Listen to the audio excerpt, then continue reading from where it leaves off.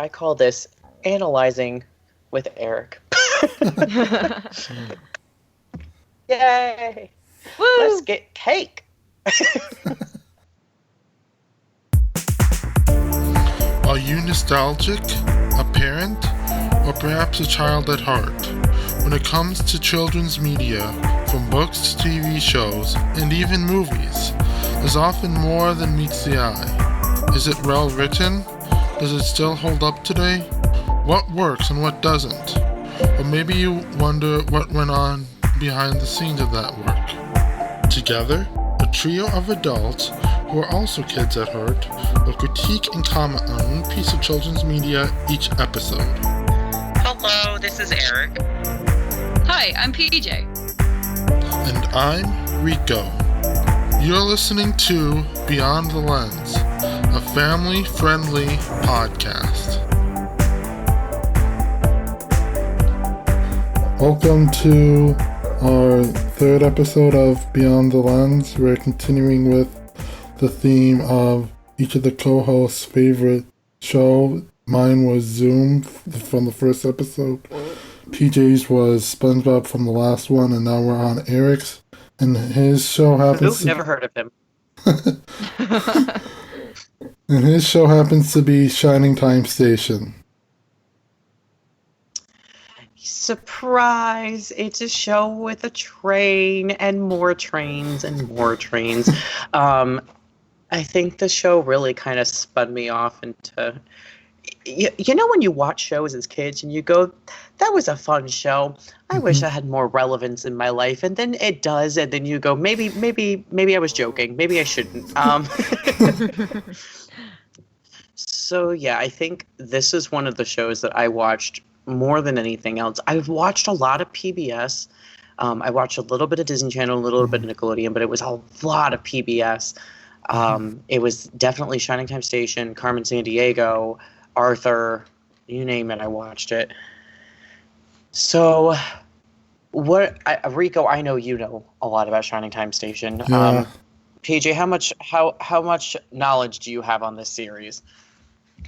I honestly have never heard of the show until it was brought up this week, so I have little to no knowledge of it. I did some research on it, but all I know is it has to do with Thomas the Tank Engine, and I'm sure that it's a great show because I know a lot of people love Thomas the Tank Engine, including myself. I am just unfortunate enough to have not really grown up with Thomas the Tank Engine. I had train sets and all that, and he was among all the other trains that I had in the set, but I never actually watched his shows. But I took a look at it, and it looked very entertaining. I am aware of Thomas the Tank Engine, yes. Mm-hmm. That's step number one, because if that was not, then we would have had to go and do a ton of backstory. Yeah. I think what's great about Thomas is that he is recognizable even if you don't watch the television series or read the books, which is a huge standpoint for marketing anything with toys or with clothing or anything like that. So I think Mattel, who now owns Thomas and Friends, is really, really lucky to have a character that's so recognizable. It's on the same vein as Mickey Mouse, where maybe you didn't watch a lot of the animated shorts growing up, but you know who Mickey Mouse is. Yeah. So Shining Time Station started in the late 80s. Somebody was on a trip in the UK and brought Rick Sigelcow, who worked at PBS, a tape of one of the Thomas and Friends episodes. I believe it was the first episode. So then he watched it. He was the first person in the United States to watch an episode of Thomas and Friends. And he showed it to a preschool class, and they were completely entranced by it. And he said, okay, yeah, we can pick this up and bring it to the U.S. Now, the biggest problem with that was that these episodes are about 4.5 minutes long. In the UK, they have different time blocks than the US does for television programming. So they were able to do one episode, do a 30-second interval with the engines and little name cards, and then do another episode and then wrap up with the end credits, making it about a 10-minute airtime. Now, the US does not have that. The US has 30 minutes or an hour, and that's it. So they had to figure out how they were going to create a format that would work to get 1 or 2 of these 4.5-minute Thomas episodes and stretch it out into a 30-minute slot. So he partnered with Britt Allcroft, who created Thomas and Friends, the TV series, and they came up with the concept of Shining Time Station. Shining Time Station is on the fictionalized Indian Valley Railroad. Rico, correct me, it's in the fictional town and everything takes place like northwest, like New York, Pennsylvania area, correct? Well, honestly, I don't think it was ever revealed. I know because I was part of Soda Island's Shining Time site team way back when that was first coming up. Someone like screenshotted a map that was seen of the Indian Valley from the show, and judging by like the zip codes that were seen, it actually seems like it's in Wisconsin, apparently, and that makes sense because Rick Siggelkow has family from Wisconsin, and that's how he pronounces last name, Siggelkow, not Siggelkow. Sorry. I just pronounce everyone's name completely wrong. I'll tell you a funny story about names while we're on that topic. My friend and I were walking around Universal a couple years ago, and for Mardi Gras season, they have different people come in and do concerts every Saturday. And I'm reading the names, and I go, I don't know who Lynyrd Skynyrd is. And my roommate looks at me and goes, Lynyrd Skynyrd. And I said, oh, well, I've never seen it spelled out before. I don't know how to read. You know this. I'm just going to call it Shooting Time Staciones. That's what the new title of the show is. No, I'm just kidding. So Britt and Rick created this TV series. The runtime would be about 30 minutes. And it was about a fictional railroad station where like magical things happened. You really didn't know what an episode was going to be, but generally it focused in on some sort of a topic, whether it was bullying or money management. They did a really good job of figuring out what the topic of a Thomas story was and saying, well, how do we incorporate that into the real world and blend everything together? So the station was run by station manager Stacey Jones, who is played by Didi Khan. Didi Khan is most well known as Frenchie from Grease, the movie. So Grease was my first movie musical that I saw, and the only reason why I had any interest in seeing Grease was because I recognized Didi Khan. I had no idea who anybody else was, and I recognized Didi Khan, and I was like, I have to watch this movie. And my mom's like, I don't know, I don't think you're old enough for that movie yet. But we watched it anyway, and then like anything that was like sexualized went right over my head, and I was like, I don't know what's happening. So she's in charge of the railroad, and her nephew Matthew is there, and he starts looking around, and she's giving him a tour in the first episode of like, this is where people wait and this is where people get their tickets stamped. So what was really nice was that it showcased how a railroad station functioned, which hadn't really been done on the Thomas series. It was you just assumed that things happened on the station, but you're more focused on the engines and their scenarios. So it was nice to get the humanized perspective of seeing how a railroad station functioned. Some interesting things about this series was it blended the live action segments with the Thomas episodes through an 18-inch conductor that lived in a signal house that was painted into the beautiful mural. I think this mural is one of the most beautiful sets that has ever been created for any TV series or film. And the conductor was played by Ringo Starr, who conveniently narrated the first 2 seasons of Thomas and Friends. And they said, well, heck, we don't have to redub these really much if you come in and just act as well. So he was like, okay, cool. So he did that for the first season. There was also an engineer that worked there, Harry Cupper, played by Leonard Jackson. He had a niece that was named Tanya that was friends with Matt, and they would play at the station, and Mr. Conductor would tell Thomas stories based on whatever the theme of the episode was. It took a few episodes for them to really get into figuring out what the theme of each episode was.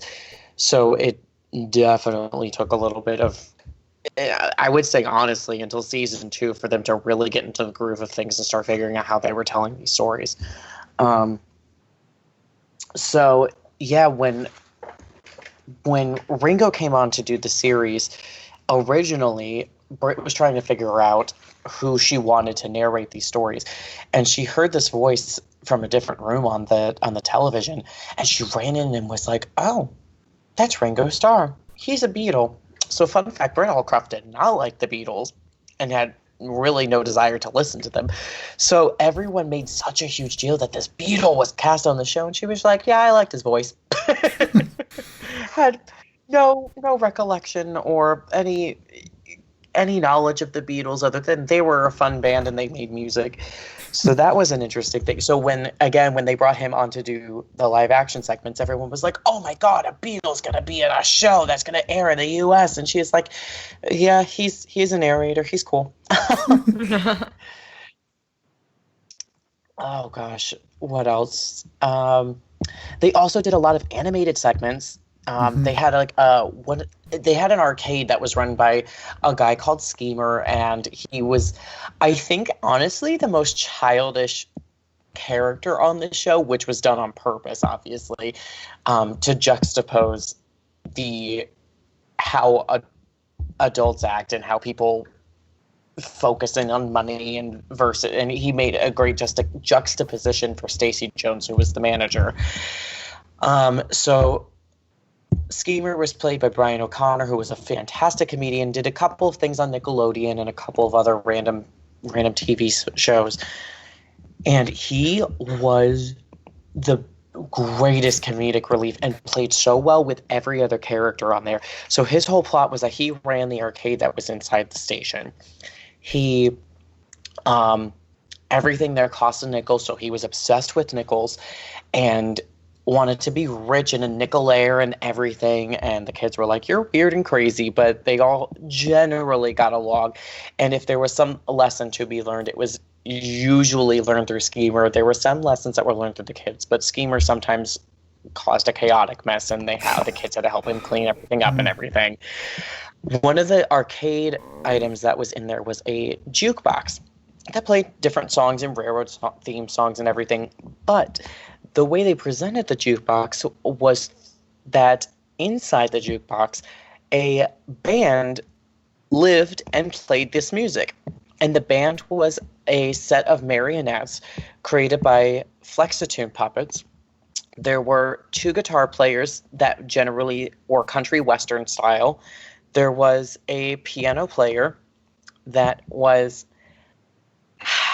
his name was Tito, and I think, Rico, correct me if I'm wrong, was he supposed to have a Spanish heritage? I don't know, but Tito does sound like a Spanish name, so I don't know. He had a bit of a Spanish tone to him when he sang too, so I don't know. And then you had Dee Dee, who was on drums, and then you had Grace, who was on the guitar. So 1, 2, 3, yes, 5. Tito is probably the most well-known voice actor in that cast. That is Jonathan Freeman, who is also the voice of Jafar in the Aladdin series of films and television, and is currently in the musical on Broadway as Jafar. So he's really good friends with the people that created Flexitoon, who are also voice actors in that. Olga plays Dee Dee, and then Craig plays one of the twins. I don't remember which one. I'm a terrible fan. I apologize. So then the first season went really well, and everyone really latched onto it. It was Rick says that this is probably one of the most popular shows of the late 80s and the early 90s because of how many people watched it. What was nice is it aired next to Where in the World is Carmen Sandiego, which is more of a fast-paced show. Shining Sensation kind of slowed things down. It has almost, I don't even know if you guys know what this restaurant is. We have a lot of Cracker Barrels down here, and that's kind of the tone that this show had. I think I've heard the name, yeah. I heard the name. It's a very It's a very southern restaurant. But when you walk in, the first thing you walk into is there's a giant store, and it has a very similar feel to what Shining Time Station's music and atmosphere was created. It was a very like homey type environment. Oh, what else do we want to talk about? So there was a lot of material that was able to be presented because you had the different styles of presentation, because you had the live action model mix with the Thomas episodes, you had the puppetry with the Jukebox band, you had the animation through one of the picture machines, and through later Mr. Conductor had a magic bubble that would come and sing songs and everything and have animated sequences. So it was a really interesting balance of presentation of material. So after season 1 ended, they did some cast shifting. Matt and Tanya kind of left the series. They were in the first episode of season 2, and then they were replaced by other characters.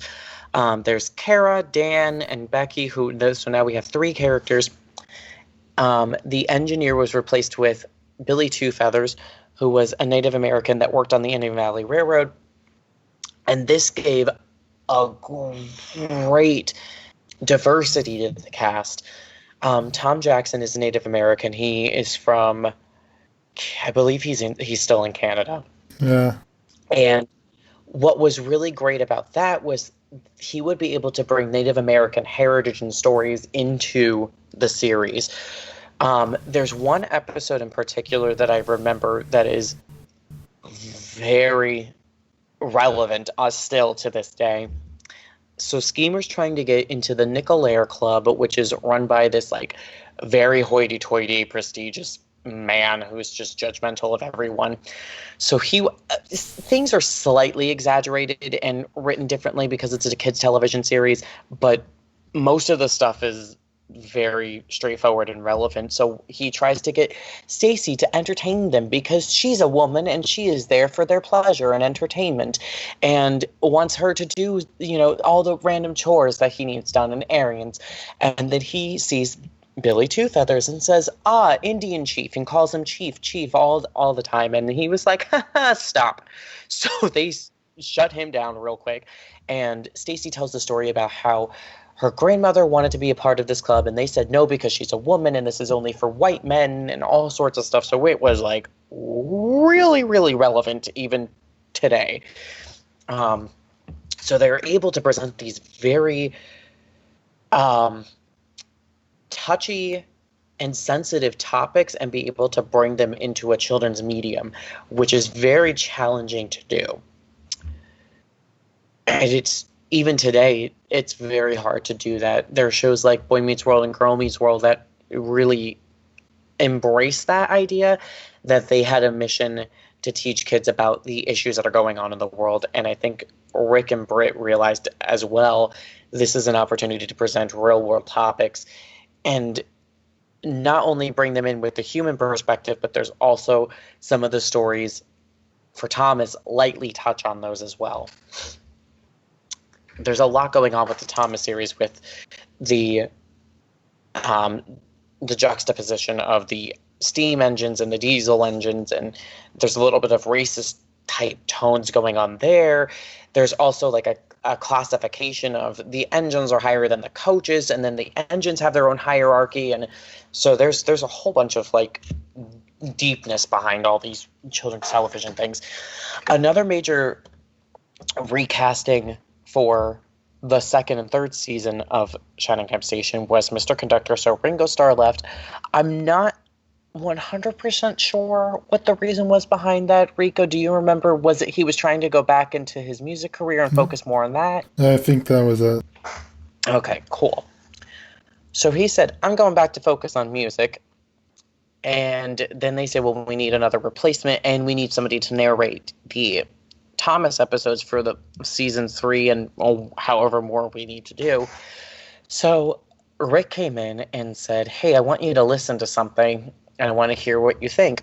So he plays this audio cassette, and I think it was an interview or it was a stand-up show.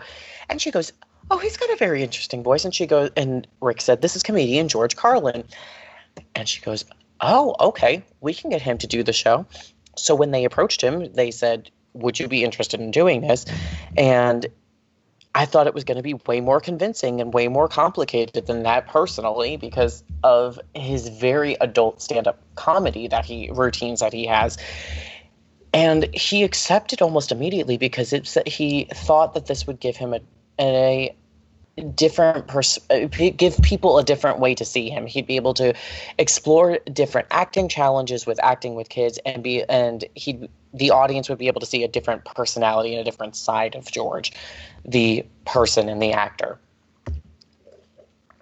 So when he went to do the show, he was very open with all the kids and the adults, and he worked so well with everyone, which is not what you would have expected based on the material that he presented in his live stage formats.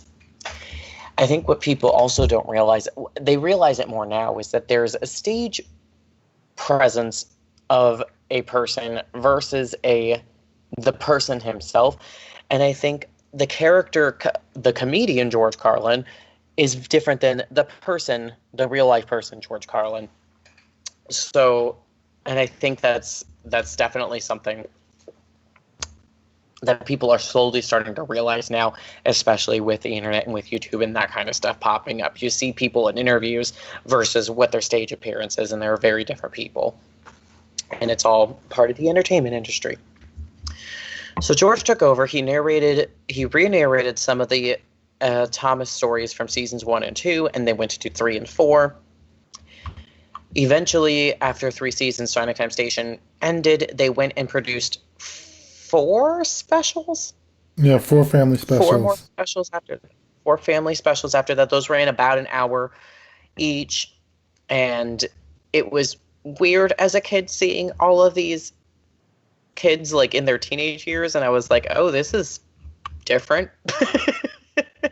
Because I'm so used to seeing 8, 10-year-olds on the show, and then all of a sudden it's like some of them are 16, and I'm like, oh, this is not what I expected. But also I feel like if they replaced any of the kids, it would have been real weird. So it was nice that everyone came back to do these specials. So Shining Time Station with the specials officially ended in 1995. George Carlin went on to do some more live-action sequences as Mr. Conductor for Mr. Conductor's Thomas Tales, so they were able to continue the putting Thomas out on the television series, or on the television set, which was great. And then there's this fun movie that came out in 2000 called Thomas and the Magic Railroad. And elements from Shining Time Station were put into the movie Thomas and the Magic Railroad, which for an international audience that did not have Shining Time Station confused them because they had no idea who these characters were and why Thomas was mixed in with these random humans, because that was not what they were used to. So that didn't go too well.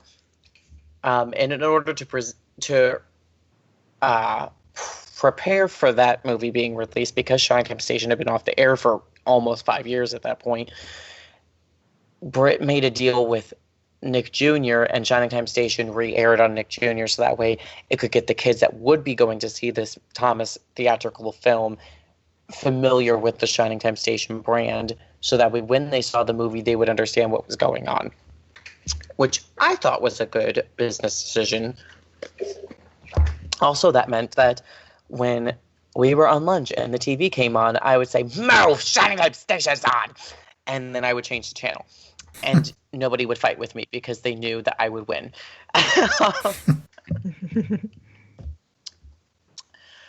So, Rico, what would you like to talk about with the series, since I just went and did a 20-minute overview of what the series was? No, this is great. I needed this information. This actually helped a lot. So thank you. Good. Actually, thank you.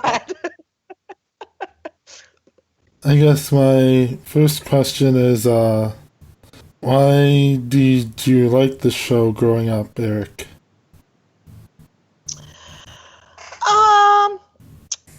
I think, honestly, the first thing that caught my attention was the theme song as a kid, and it still does. The theme song is so calming and very, very welcoming, and I think that the gold dust that is presented throughout kind of capture from a visual perspective that caught my attention as a child. And then I saw Thomas and I was like, I recognize this character from various things in the stores and everything. So once I started watching the show, I found out that there were the diecast trains that I could get, and I was like, I want these trains. I want to recreate these stories that I'm seeing on TV, and I want to pretend I work at Shining Time Station. And it opened up a lot of imagination doors for me. And then my mom said, but this was around the time I was trying to get potty trained too. And my mom said, okay, well, if you get potty trained, then you can have one of these trains. So I got potty trained and I got Bill and Ben. And then after that, every time I went to the bathroom, I'd come out and I'd go, okay, I went to the potty, more trains now. And then my mom realized that she'd created a monster. So then being able to then go out and purchase the merchandise based on the show, recreate the things that I've seen on the show, and create my own stories, I think that was something that really intrigued me, because you couldn't really do that with any of the other shows that I watch. You can't really do that with Carmen Sandiego. You can't tell somebody to go missing and then have me search for them. You can't really do that with some of these Nickelodeon shows like Rugrats. Like, what am I going to do? Pretend dress as Tommy Pickles and pretend I'm a baby? Like, no, that's not what I'm going to do. So this was a show that I was able to explore out in my world environment, as well as appreciate from their environment. Also, I think this is where I really started to get interested in artwork, because of the mural that was used on the set. It's still, to this day, I still talk about it as one of my favorite art pieces, and it doesn't exist anymore, and it makes me very upset, and I want to recreate it so I can stare at it all day long. But then, and every time I go to a museum, I'm like, but it's not the mural. It's like, look at this Monet. And I'm like, that's great, but it's not my Shining Time Station mural, which I'm never going to see again. The mural represented the various progress with transportation, correct? I think so, yeah. That's what it was there for, I think. Because it had like the horse and wagon, and it had the trains, and it had the boats, and it had all sorts of different things. It was so pretty. All right, what else do you have? I know one thing that Rick Scherer mentioned in an interview with Soda Island way back in the day. He talked about, like, if he thought it would be a good idea, since it is so popular and many people do remember it, if Shining Time Station were to come back today, what it would be like. And Rick said, well, he appreciates, like, the fans and like how people remember it. It was a product of the day, and nowadays, with everything going on in the world, like mass shootings and everything, you don't know how parents would react to a show that premised on kids hanging around in a train station. I mean, valid. That was a little bit of a weird thing that, as a kid, I never thought about. I was like, oh, I mean, there was adult supervision because there were adults present, but like they were working. They had jobs. These kids were just kind of there, whether or not they were, regardless of if they were related to the adults that were there. It was just it was a weird environment thinking about it as an adult. I think just the pacing of it, I'm not sure if that would work in today's environment, only because you see the switch that Thomas just made with Big World, Big Adventures, and how the pacing is a much tighter and quicker, and it's not as calm and almost serene and relaxing as it once was, especially with the model series. And I think that if Shining Time Station were to come back, it would shift so far away from what the tone of the original was. I don't know how successful it would be. I think it would be better to create a similar show with similar messages and similar characters, but then it would have to be adjusted for the fast-paced environment that the kids are expecting now. And because Thomas is now airing regularly, they figured out how to do the 30-minute format for U.S. television. Would Thomas even be involved in the series anymore at this point? And how would you work that in? Yeah. I feel bad because it's like, I wish I would have watched this show. I did a little research on it, and I was born in 1997, so this show ended like just a few years before I was born. Baby. I know. Yeah. And I'm wishing that, like, you know, they would have reran it for a longer period, because I listened to the themes. I had a chance to listen to the theme song, and I will say, even though I've never watched the show, it sounded so nostalgic, and I was like, oh, I wish I would have watched nice. it. Yeah, it was really nice. And I think as a kid that would have been a really great show if I would have watched it. Because I love trains, I will say that. And I did grow up with Thomas. It's just I never watched it, as I mentioned earlier, and I wish that would have been the show I would have had the chance to watch, because it just seemed so like organized. And you mentioned all the different things they had, like the puppets and the animation, and I love those hybrid shows because it keeps not only my attention, but it's so interesting to see how like the humans interact with the, you know, non-human people and the creatures, and it's always fascinating to me, and especially as an actor, because it's like you're looking at the ground and you have to pretend something's there, like, hi creature, and it's I love that. It's so mesmerizing to me. What's nice about having the various art styles is it shows that the creative team completely embraces all the different art styles and the different performance styles, and as opposed to just sticking with one, which I always enjoy. I enjoy that with Zaboomafoo, with the mix of live action animals and the puppetry and the animation sequences. That was another show that did that really well. I mean, I'm going back quick to the theme song. If you compare the theme song to Shining Time Station to what the other popular shows at the time were, it is so completely different, because even just looking at Disney Afternoon, you have Chip and Dale Rescue Rangers, you have Tailspin, you have Darkwing Duck, all of which had this very like cartoony poppy, and then Carmen Sandiego also had a very rock poppy vibe to it. This was so completely different. And I think it also captured it's just the music throughout the series captured railroad music really, really well. And I enjoyed also with the Jukebox band, they were able to reinterpret a lot of these songs. So the first song that they covered in the first episode was I've Been Working on the Railroad, which everyone's like, na, na, na, na, na, na. They all sing it the same way. And they did a very poppy rock cover of it, and it was so good. And I want the soundtrack for every single song that they ever performed on this. The problem now is that these episodes are, while up on YouTube because of fans, they have not been restored properly. They're just like pulled from VHSs that people have recorded them off of the TV from, because that's all we have right now. Fun thing that Mattel is trying to do is we're trying to figure out if Mattel is going to be interested in releasing a DVD or a streaming version of Shining Time Station, so that way people can actually enjoy this show from a nostalgic standpoint. We have no idea if that's actually going to happen, but we know it's in the talks, and that they know that there are fans that are interested in seeing this properly restored and brought back into, you know, whether it's Amazon Prime, Hulu, Netflix, DVD release, what have you.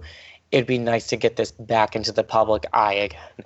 And I think Dee Dee Conn and Brian O'Connor, who played Stacy and Schemer, would also really appreciate it, because they really carried the human aspects of this show very heavily, and they really embraced those characters. So much so that Brian O'Connor also did a tour as Schemer, where he went to various malls and schools and did some skits that he did on the show and talked about different things. And it was like, I think he did the Schemer Presents as part of the segment. So Schemer Presents was a specific segment that was released as bonus content for the VHS releases for Shining Time Station, specific Shining Time Station episodes. And then eventually did a compilation VHS with all the Schemer Presents. So it's like Schemer Presents How to Make Your Bed. And he does this like ridiculous comedic, presentation of how to make your bed, and it goes terribly wrong. And then one of the kids has to come in and show him how to make his bed properly. And then he ends with a song about like how great he is. And it's just Brian O'Connor was just a comedic genius. And just, you didn't see a comedy really like that on a kid's show, I think, really until All That came out on Nickelodeon, where you had the comedy sketches like that. So he was able to continue the legacy of this character through, I want to say through 2000 was about the time that he stopped doing that. And now he's got a family and kids and grandkids and all sorts of different things happening for him, which is really, really nice for him. I still want more Schemer in my life. I don't think I'll ever get it. All right, what other questions? What other things? Throw stuff at me. We had briefly touched on this, but like the music, like how would you describe like the music, be it like the instrumental music or the music in the videos? The music because it varied depending on which one we're talking about. So the instrumental bits for background music and stuff and transition scenes and that. I distinctly remember a lot of banjo. And I think it was because a banjo is generally associated with railroad workers and engineers and conductors and all that, and working on the railroad. Banjos and guitars, a lot of string instruments. So that was kind of the tone set throughout the series as far as instrumental backing music. Then you had the jukebox, which they went all over the place. You had Spanish-sounding songs, you had rock songs, you had country songs, you had country ballads, you had, for their 4th of July episode, they did an entire American medley, and it was just incredible. They did, anything they wanted to do, and it was great. Then you had the animated bits, which they used a lot of public domain, that's what I was thinking, public domain footage from old school animated stuff, some of which I had the full. They took like montages and did that kind of stuff and had different songs play in the background. And I recognized, I don't even remember what episode it was, and I don't even remember the name of a short, but I had a collection of like old school shorts. And one of them was these two kids that were poor and they fell asleep and they dreamed they were in this like candy land. And I saw that segment pop up on one of the animated sequences during one of the episodes of Shining Time Station, and I was like, Mom, I know what that is. We have that. And then I went and watched it as soon as the episode was over, because that's how my brain works. Because once it's in my brain, I don't think about anything else. So, but the music for those animated shorts were very, I don't even know how to describe them. They felt like 1920s, 30s, 40s, like animated shorts before a feature-length film in a movie theater type of thing. It had that the concession song, like "Let's all go to the lobby." They all kind of sounded like that. They had that very similar tone of musicality to them. So you had that kind of stuff mixed in with the banjo stuff, mixed in with the rock stuff. So you had a variety of music presented in the series. So then on top of that, then you had the Mike O'Donnell and Junior Campbell music score that was written for the Thomas episodes, which was also completely different from everything else in the series. So out of all of that, do you have a certain piece that you like the most? I mean, the theme song is beautiful and still makes me cry. I think it's because it makes me think of a time when I didn't have to think about Thomas and go, oh, this is a business. It makes me think about a time where I could just sit and relax, and it's very zenful. Like, I feel it's almost like meditational, compared to some of the other theme songs that were out there. I think there are definitely a few of the Jukebox songs that I immediately think of, and I go, this version, anytime somebody sings a song, like I've been working on the railroad, I go immediately to that version in my head. There's another popular song about the railroad engineer Casey Jones, and I immediately think of the Jukebox Band cover when I think of that song. I have so I run the theater nonprofit Actors Reaching Out, and we had a mom of one of the members that came in and knows that I like Thomas, and it's getting close to Thanksgiving here, and she goes, the Thanksgiving episode is one of my favorite episodes of that series, and I don't know how to find it, so I found the link for her and I sent it to her, and she was so emotional because she said the song, I don't even remember what the song was that was in it that the Jukebox Band covered, but she said it is her favorite version of that song, and that is, again, that's the version she goes to when somebody says whatever the title of the song was. That's the version she goes to, is the Shining Temptation Jukebox Band cover version. So it definitely had an impact on even the parents that were watching it as kids. Oh, absolutely. That's awesome. Yep. I love it. I still love it. I think it's still one of my favorite shows. I think there's a lot in there that a lot of kids shows are missing. There's a lot of connectivity with its audience. There's a lot of connectivity with its material. And I think some of the children's media that's out there right now doesn't exactly know where to find the balance. I think that's a word I would use to describe Shining Temptation, is very balanced.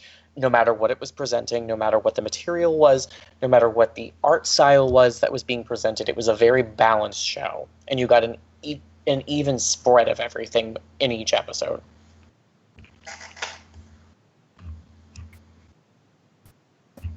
I guess another thing that I wanted to touch on is, as it is getting closer to that time of year, like in between seasons 1 and 2 of Shining Time Station, they produced a Shining Time Station Christmas special, "'Tis a Gift." Mm-hmm.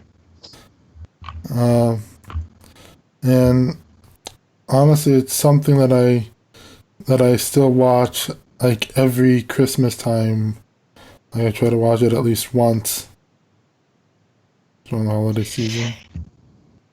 It's very hard for a television series to create a good holiday special, no matter what holiday it is.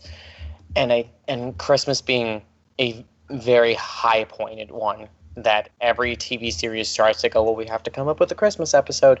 So I think this Christmas special, with, again, the material that was presented, it was... Rico, remind me, there was a girl that was coming to visit. Yeah, was Vicky. She related to somebody? I don't think so. I know that apparently Matt and Tanya knew of her from before, and we don't really see that before, but for whatever reason, they don't really like her. Go into explanation. Yeah. And she has a bit of a little bit of an attitude, and she's on edge a lot, and it's something with, is it her parents are divorced or her dad passed away? There was something happened, right? That she just didn't like Christmas time. I don't think it's been a long time since I've seen it. I don't think that was ever touched on. I would have to rewatch it to know. Might have been like a planned backstory that was never touched on. Sort of like how in Sordo's Legend of the Lost Treasure, Sailor John apparently was part of the Navy, and that was never touched on in that Thomas special. But anyway, back to "'Tis a Gift." Uh-huh. Write letters to Santa. Sorry, I'm on the Wikipedia page now trying to figure this out. Having finished the letters, kids take them to Stacy, dress them to Santa. Mayor Flopdinger rushes in to inform. Yeah, the names of the stations, Twiddly Junction, and oh my god, the names for these other stations on this railroad were just absurd. Mayor Flopdinger. I love these names so much. Kids didn't know Santa's address. Having finished the story, Mr. Conductor tells Matt and Tanya everyone has something special to offer the world, but they don't always know it. Vicky, bratty local girl, will be spending the afternoon with them. They both protest, knowing Vicky is difficult to get along with, but Stacy encourages them to be nice to her and think of her good traits. Tucker, Rise, Northeast, and Star. Vicky is dropped off by the station by her mother, Claire, who has to leave to do some Christmas shopping. She quickly turns out to be rude and selfish, and Matt and Tanya feared. Vicky's being difficult. Soaking on the bench, she meets Mr. Nicholas, who suggests she smile more. Mr. Nicholas is... I wonder who he turns out to be. Do you have any guesses, PJ? Mr. Nicholas, who he might be? Shoot. I have no idea. Mr. Nicholas turns out to be St. Nicholas, Mr. Santa Claus himself, at the end of the special. And then... the way they wrote the plot in the first episode of the next season is that Ringo Starr, Mr. Conductor, went to go and work with him at the North Pole, and I was like, oh, okay, that was a weird outing, but okay. Matt and Tanya blame Vicky, so Matt and Tanya are just jerks the entire time. Well, to use a gift. Oh, she sings, and everyone loves her. That's right. Yeah, they never went into any backstory. She just was not a very pleasant person. Okay. Speaking of singing, the song that she sings, which is also simultaneously as the song goes on, sung along with the Jukebox band. That song was "Simple Gifts," and every time I hear that song, I think of that version from Shining Time Station. And yeah, another thing that I sort of liked with regards to Mr. Nicholas is that while it's hinted and very much insinuated by the end that he really is Santa Claus, he never go out and say Mr. Nicholas is Santa Claus. You're right. You're right. The idea of Mr. Conductor helping Santa Claus, as you mentioned, actually brings up an interesting personal story of mine. When I was younger, I was with Big Brothers Big Sisters. It wasn't... I never really got a big brother or a big sister, but I was like in a group of people who were waiting to be matched.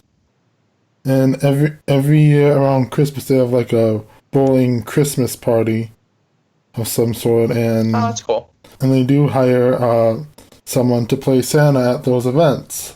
And so when I was growing up, I remember asking the Santa Claus at this event, like, about Mr. Conductor and, like, how he helps them. And apparently this, whoever they hired to play Santa, was familiar enough with Shining Time Station and Thomas to give me this explanation as to how he had helped him. Mr. Conductor taught him to believe that anything is possible so that your dreams or whatever can come true, and he showed him Thomas as a result, and that is what inspired him to believe that reindeer can fly, and so that was something that... Oh my god, that's so cute! Yeah, that's really cool. Yeah. And so, growing up, I believe that story so much so that I made this, I don't know where it is anymore. I found it a few years ago, then I misplaced it. It was this pop-up book that I made out of paper, which sort of retold that story that he had told me. And basically, like you mentioned, like, that was a cute story and good explanation. But one of the, I guess, the unintended side effects of him telling me that story is that it wasn't until, I think, 7th or 8th grade that I found out the truth. Because my personal belief is that at the North Pole, there was a magic railroad entrance, and that's where Santa's workshop was. Okay.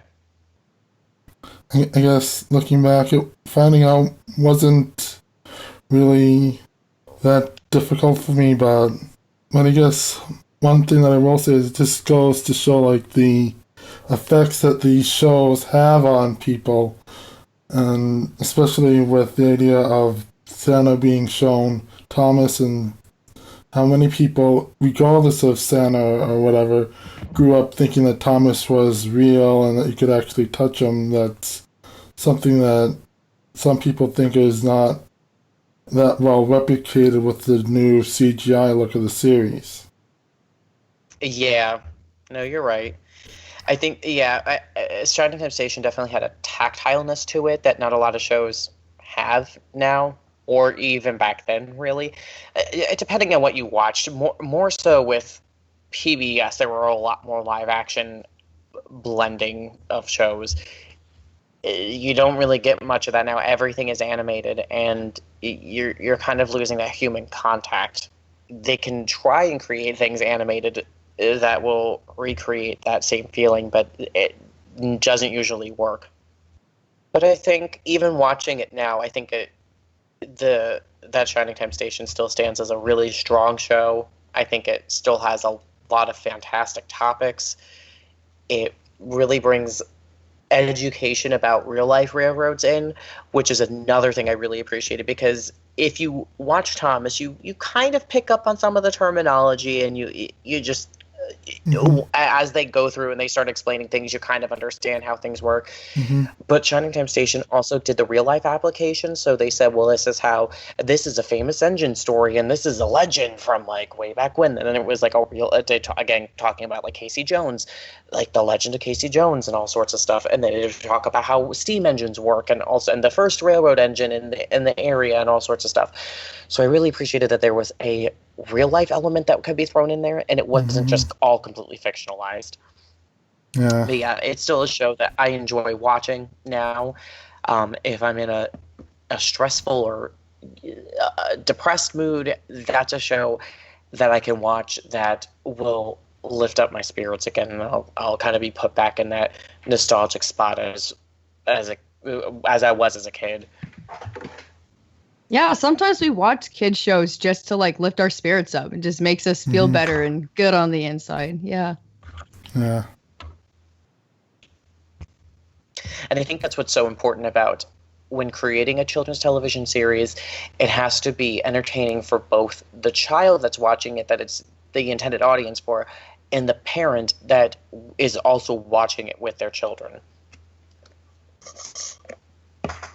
And we touched a little bit on that in the past couple of episodes of the podcast, but I'm going to stand by it with, I think, almost every single thing that we talk about, and I'm standing by it with Shining Time Station. My parents enjoyed the show as well and as much as I enjoyed the show as a kid, and they still do. They'll bring up different things, and I'll bring up different things about it, and it still comes up in conversation with us. It was a very big part of my childhood and me growing up, and my interest in railroads and trains.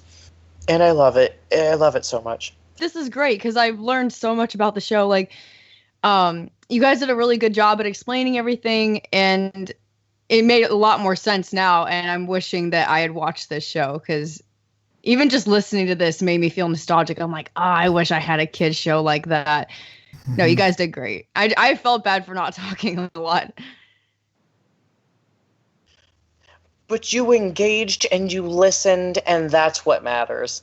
You warned us ahead of time that you had not watched the show before, so it was up to us to educate you. True, and you did. You did your job correctly, so you did great. Yeah. I now know about the show. Well, exactly, and if at the end of this podcast you're saying that you wish you had watched the show as a kid because just the description engaged your interest, then we have done our job correctly. Yes, you did. Yeah. Congratulations. This has been a very interesting and well-rounded discussion about Shining Time Station. So until next time, this has been a journey beyond the lens. Thank you for listening to Beyond the Lens. The intro music is Work. That's W-E-R-Q by Kevin MacLeod. It is available under a Creative Commons Attribution License and can be downloaded for free at incompetech.com. Beyond the Lens is a Recore Entertainment production.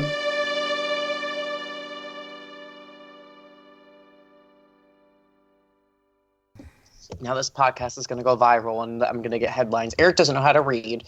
Great.